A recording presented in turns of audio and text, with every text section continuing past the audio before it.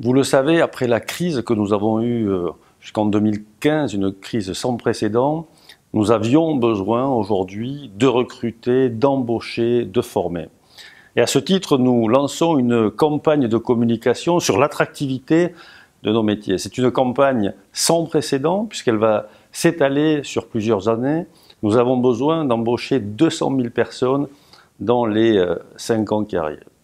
Alors c'est vrai que c'est une campagne un petit peu originale puisque nous nous adressons aux 14-18 ans à des jeunes qui voudraient venir dans nos métiers.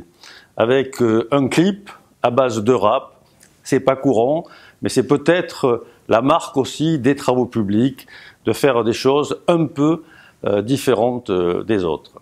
Et en même temps que nous faisons cette campagne, nous faisons des partenariats avec l'Éducation nationale, avec le ministère du Travail, d'abord pour essayer de faire connaître mieux nos métiers avec des stages de troisième. Et à tous les entrepreneurs qui peuvent m'écouter aujourd'hui, je vous demande, ouvrez vos entreprises aux jeunes, montrez-leur quels sont nos métiers.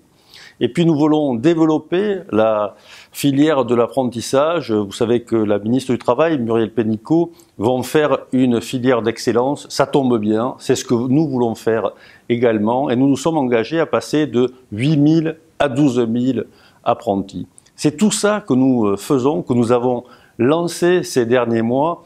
Et je ne doute pas que dans quelques mois, dans quelques années, nous retrouverons les salariés que nous avons perdus et surtout que nous formerons des jeunes à venir dans nos métiers.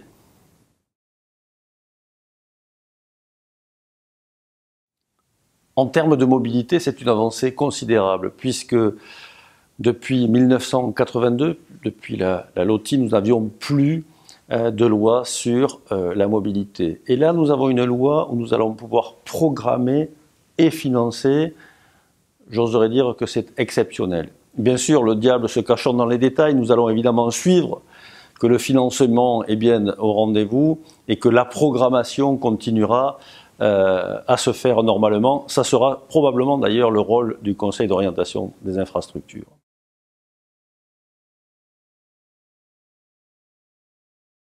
Nous avons eu également les assises de l'eau, où là aussi nous pouvons dire que nous avons des avancées puisque un des objectifs était de réduire les fuites, un autre objectif était de renouveler beaucoup plus rapidement nos réseaux d'eau.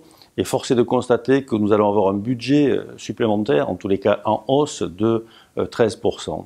Et c'est vrai que entre la mobilité, entre l'eau, entre toutes ces avancées que nous avons eues, nous mettons beaucoup d'espoir dans l'avenir avec un cycle de croissance retrouvé. Et j'espère que tout cela permettra à des jeunes de venir dans nos métiers, de leur donner envie, parce que franchement, respect pour cette profession.